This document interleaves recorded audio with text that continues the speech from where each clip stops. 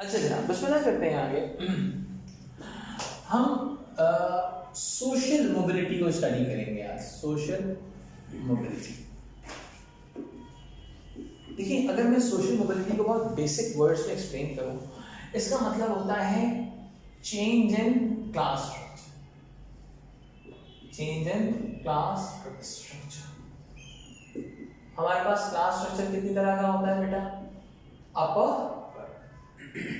Middle and lower. ये basically हमारे पास ऐसा होता है। और तो उसके अंदर बहुत सारे। अब इसके अंदर होता क्या है, आप एक अपवर्ड सोशल मोबिलिटी की बात करते हो जिसके अंदर एक बंदा जो था वो लोअर से मिडिल चला गया, ठीक है, और एक डाउनवर्ड सोशल मोबिलिटी की बात करते हो कि एक बंदा किसी लाइफ क्राइसिस की वजह से, कोई इशू की वजह से वो अपर से लोअर में भी आ सकता है, ठीक है। That is all about social mobility, ठीक है। अब मैं इस कॉन्सेप्ट को थोड़ा सा और आगे बेहतर लेके अंडरस्टैंड करना था। चेंज इन क्लास स्ट्रक्चर हो गया, हमने अंडरस्टैंड कर लिया इस चीज को। हमारे पास दो तरह का सोशल मोबिलिटी के टाइप्स होती हैं। Number one is intergenerational social mobility. Intergenerational social mobility का मतलब क्या होता है? इंटरजेनरेशनल सोशल मोबिलिटी का मतलब यह होता है बिटवीन डिफरेंट जनरेशंस, यानी कि आप डिफरेंट जनरेशंस के अंदर सोशल मोबिलिटी को कंपेयर कर रहे हो। लेट्स सपोज फादर का जो ताल्लुक था वो था लोअर क्लास से, ठीक है, और बेटे ने कोई छक्के चौके मार दिए, इससे क्या हो गया, ये अपर क्लास में हो गया। करेक्ट, ठीक है। इट मींस कि आपका इंटरजेनरेशनल सोशल मोबिलिटी अटेन हो गया, ठीक है। अब आते हैं इंटरजेनरेशन। देखो बहुत सारे बच्चे ना इंटर में फंसते हैं। इंटरजेनरेशन जैसे इंटर स्कूल चैंपियनशिप होती है ना, it means within the different schools, ठीक है, you are going to compare within the different generations, correct. So the next one is intragenerational social mobility. Intragenerational मतलब क्या होता है? बहुत सिंपल सी बात है। When you are going to understand someone with the same generation, let's suppose आप जो किसी बंदे को एक ही जनरेशन के अंदर आप देख लो, let's suppose mister A, mister Ali, let's suppose mister Ali, कितनी एज है इनकी? लेट्स सपोज एज 20 के ऊपर। पहले वाला एक था, मेरा हीरो, ये बिल्कुल मेरा भाई। एज 40 के ऊपर अपर चले गए, ठीक है जी। एक्चुअल में अभी हम जो डिस्कस करने जा रहे हैं, that's the same mobility which is called intra-generational social mobility. That is called intra-generational social mobility, ठीक है। यानी कि हम इसी सोशल मोबिलिटी को सबसे ज्यादा डिस्कस करेंगे आज, ठीक है। अब आगे बढ़ते हैं थोड़ा सा चीजों के साथ। अब देखिए, समझिएगा, जब हम इस कॉन्सेप्ट को आगे लेके चलते हैं, अब सवाल ये है, हम जिस चीज को अंडरस्टैंड करने जा रहे हैं, हम अंडरस्टैंड करने जा रहे हैं एजुकेशन एंड सोशल मोबिलिटी। हम ये इस क्वेश्चन का आंसर ढूंढने जा रहे हैं, क्या सोशल मोबिलिटी हमारे एजुकेशन के थ्रू गेन हो सकती है या नहीं? समझ रहे हैं? क्या सोशल मोबिलिटी एजुकेशन के थ्रू गेन हो सकती है या नहीं, ठीक है। अब हम इस कॉन्सेप्ट को जब थोड़ा सा और आगे अंडरस्टैंड करते हैं कि सोशल मोबिलिटी गेन हो सकती है या नहीं, अब हमारे पास दो तरह के रिस्पॉन्सेस आते हैं, ठीक है। कुछ लोग कहेंगे हो सकती है, कुछ लोग कहेंगे नहीं हो सकती। देखिए, अगर सोशल मोबिलिटी हो सकती है, ठीक है, तो ऑटोमेटिकली आपको मेरिट की बेसिस पे सब लोगों को चांस देना पड़ेगा कि वो आगे हैं, ऐसी बात है। यानी कि meritocracy must exist within the society if you want to retain the formula of this, ठीक है। देखिए, before going with this scenario कि भाई ऐसा हो सकता है नहीं हो सकता, एक बेसिक सा प्रिंसिपल अंडरस्टैंड करते हैं, ठीक है। इस बेसिक से प्रिंसिपल को अंडरस्टैंड करके आप बहुत सारे कॉन्सेप्ट को अंडरस्टैंड, आपके सामने चला ये कॉन्सेप्ट क्लियर हो जाएगा, ठीक है। अच्छा देखिए,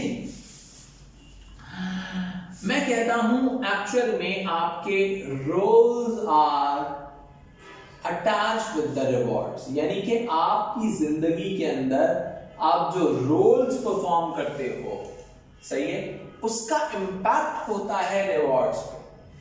एक्चुअल में कोई भी बंदा किसी के डिग्री के पैसे नहीं दे रहा होता, एक्चुअल में कोई भी एम्प्लॉयर अगर किसी एम्प्लॉय को पैसे दे रहा होता है, उसको रिवॉर्ड्स दे रहा होता है, तो उसके उन रोल्स के दे रहा होता है जो बंदा परफॉर्म कर रहा होता है।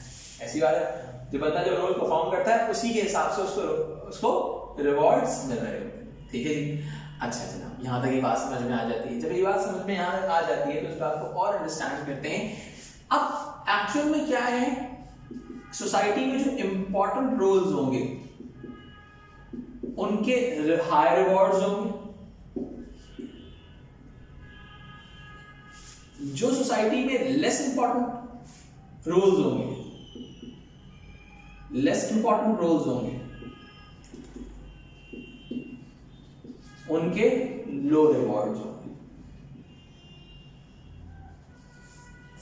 ठीक है, उनके लो रिवॉर्ड होंगे। क्लियर है बात? यानी कि आपके रिवॉर्ड्स का तायुन आपके रोल्स के साथ किया जाएगा। हम ये बात कह सकते हैं कि हाँ, एजुकेशन हमें उन रोल्स को परफॉर्म करने के काबिल बनाती है, सही है, जो हमें हाई रिवॉर्ड्स दिलवा सके। ऐसी बात है। अगर मैं कहूं ठीक है जी, एजुकेशन जो है हमें उन रोल्स के लिए प्रिपेयर करती है, तो बात सही है। लेकिन मैं फिर भी देखता हूं कि बहुत सारे लोग एजुकेटेड होने के बावजूद सोसाइटी के इंपॉर्टेंट रोल्स परफॉर्म नहीं करते। रीजन क्या है? देखिए, एक्चुअल में एजुकेशन के साथ साथ पहली चीज जो इन रोल्स को परफॉर्म करने में हेल्प करती है, that is called social capital. आसान से अल्फाज में बोलूं तो this is all about networks, कि आपके ताल्लुकात हैं कि कोई आप पर ट्रस्ट कर सके कि आप ये रोल्स परफॉर्म कर सकते हैं, पहली चीज। दूसरी चीज, एजुकेशन सिस्टम भी आपको प्रोवाइड करता है और आपकी क्लास सिस्टम भी ये प्रोवाइड करता है। That is all about cultural capital, यानी कि आपको वैल्यूज सिखाई जाए, आपको उठने बैठने की तरीका होना चाहिए, उस कल्चर पे फिट इन करते हैं। अभी मैं कल्चर की बात कर रहा था कि ये बंदा, अब लेट्स सपोज आप जिस पर्टिकुलर फील्ड से ताल्लुक रखते हैं, आप उस कल्चर के लिए मिसफिट तो नहीं। If you are a misfit then no one is going to give you the role. अभी मैं जो बात तुमसे कह रहा था कि एक बंदा जो उस अपने रोल अपने फील्ड के साथ फिट नहीं, तो इसका मतलब क्या है, वो कल्चरली फिट नहीं, तो ऑटोमेटिकली जब वो वर्क प्लेस पे जाएगा तो फिर भी वो फिट नहीं हो पाएगा, उसको हर चीज में प्रॉब्लम नजर आएगी। तो ऑटोमेटिकली क्या होता है कि कल्चरल कैपिटल जो होता है, वैल्यूज एंड नॉर्म्स, आपको हो सकता है एजुकेशन सिस्टम सिखाए, होता है फैमिली सिखाए, सही है। तो ऑटोमेटिकली अगर मैं यहां पर ये बात बोलूं कि आपकी जो अपर और मिडिल क्लास होती है, अपर एंड मिडिल क्लास एक्चुअल के अंदर इनके पास मटेरियल कैपिटल भी होता है, जिसकी वजह से ये अपने बच्चों को अच्छी एजुकेशन देते हैं, academic high and academic education देते हैं। जैसे ग्रामर स्कूल्स, प्राइवेट स्कूल्स में बच्चों को पढ़ाते हैं, प्राइवेट ट्यूटरिंग देते हैं, ये अपने बच्चों को high and academic education provide करते हैं। ठीक है, अपर मिडिल क्लास के पास कल्चरल कैपिटल भी होता है, पढ़े लिखे पेरेंटल एजुकेशन अच्छी होती है, इनके पास सोशल कैपिटल भी होता है। ठीक है, तो इनकी पोजीशन ज्यादा स्ट्रांग है, ऐसी बात है, इनकी पोजीशन ज्यादा स्ट्रांग है। दूसरी तरफ में अगर मैं बात करूं आपकी वर्किंग क्लास की, तो वर्किंग क्लास एक्चुअल में ये लोग मटेरियल डेप्रिवेशन का भी शिकार होते हैं,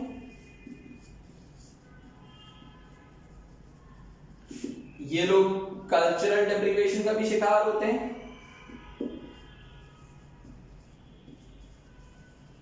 सही है। इनके पास सोशल कैपिटल तो होता ही नहीं, नेटवर्क्स तो होते ही नहीं थे।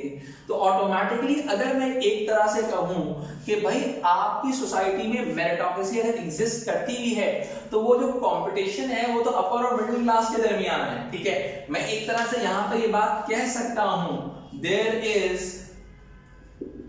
अ social closure for working class. आपकी वर्किंग क्लास के लिए सोशल क्लोजर एग्जिस्ट करता है, यानी कि अब ये बात कौन करेगा, जो क्लास डिफरेंशिएशन की बात कौन करेगा, मार्क्सिस्ट करेगा, मार्क्सिस्ट करेगा। लेकिन अगर मैं बहुत सिंपल सी बात करूं तो ये तो हमारी बात मार्क्सिस्ट कहेगा, लेकिन हमारे पास फंक्शनलिस्ट भी तो कोई बात करेगा। हमारे फंक्शनलिस्ट कहते हैं कि education could be the source of social mobility because meritocracy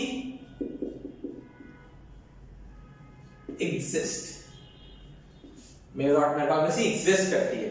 Marxist के नजदीक meritocracy is a myth। meritocracy जो है वो एक myth है इनके नजदीक, इनके लिए meritocracy exist करती है। लेकिन हमारे पास एक और न्यू फंक्शनलिस्ट भी आते हैं, कहते हैं भाई ये जो मैकेनिकल रिलेशनशिप फंक्शनलिस्ट डिफाइन कर रहे हैं ये काफी नहीं है, क्योंकि न्यू फंक्शनलिस्ट एक और पॉइंट अडॉप्ट करते हैं, कहते हैं लाइफ चॉइसेस, यानी कि लाइफ चॉइसेस बहुत मैटर करती हैं। कि लेट्स सपोज अगर आपने यूजेज ऑफ ड्रग कर रहे हैं तो ऑटोमेटिकली आपकी सोशल मोबिलिटी के चांसेस कम हो गए, ठीक है। इसके साथ साथ टीनेज प्रेगनेंसीज, कहते हैं कि वर्किंग क्लास के आगे ना आने की वजह उनकी बैड लाइफ चॉइसेस, सही है, टीनेज प्रेगनेंसीज हैं।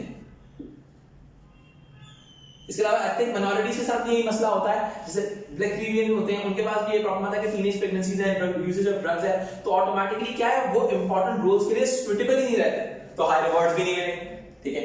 हम ये बात कह सकते हैं एक हद तक अगर हम पोस्ट मॉडर्निस्ट पर्सपेक्टिव की बात करें कि education could be the source of social mobility, but education could not be the only source of social mobility, there are several other factors behind that. Am I right? Clear हो रही है बात? Copy कीजिए इसको।